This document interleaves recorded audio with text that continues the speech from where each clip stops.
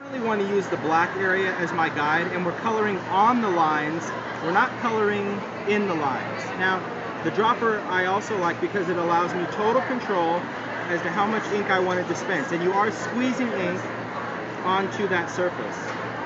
You'll notice as you apply these inks though that they start to spread out. So once you start to create one of these pads, you want to continue until you are finished coloring your design. Now I'm going in with a little bit lighter color. This is some peeled paint. Just going in, filling in some of those areas that I didn't color before, just so I get a gradation of color versus one tone. And even if you go over what you've already inked, you can still add some more color. One of my favorite things about this particular product is that you'll notice as you're coloring that these inks start to spread.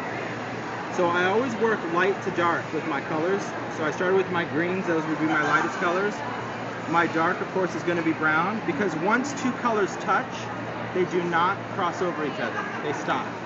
It doesn't matter if you had yellow next to black, it would stop right there. I don't know why, it's just something to do with this particular material. It's designed for that particular reason.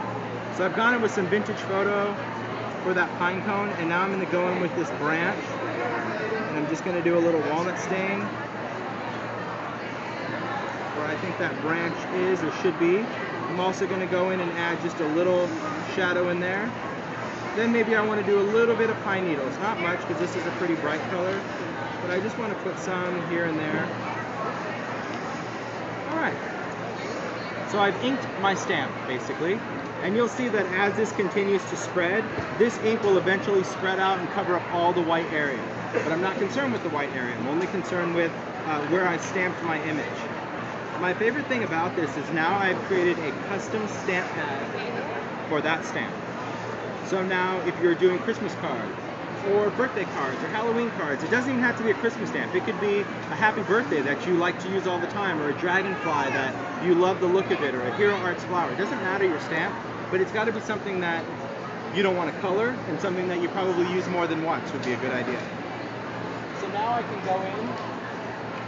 I'll just take some ATCs. These are our new ATCs that we have. It could also be a tag, but I can just take my stamp, stack it right on top, as I can see where I'm going, press down, and you kind of want to work that ink in the very first time you're doing it. You want to make sure that you kind of get that worked in there. Look at your stamp to make sure it has ink, and now every time I stamp my image, it will be colored. Oh, that's neat. Automatically. And this is good for up to 50 stampings. I can stamp 50 times with the same ink pad. If you're not stamping 50 in one sitting, put it in a Ziploc bag. And when you come back to it, the ink will still be wet. And what is this? This is called cut and dry felt. Cut and dry felt. It retails for $5 for that whole sheet. Alright. So it's nothing. You could do a class in 2 seconds. We do.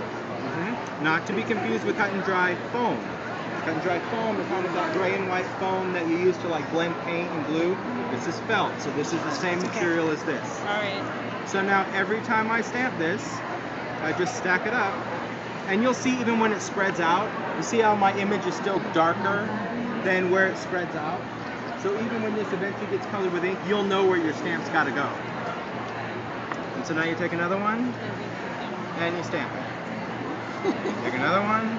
And I love this because especially when you make Christmas cards, they're like, oh, the detail, you're like, oh man, it was like months of coloring, and watercoloring, and you are special to get a card like this, let me tell you.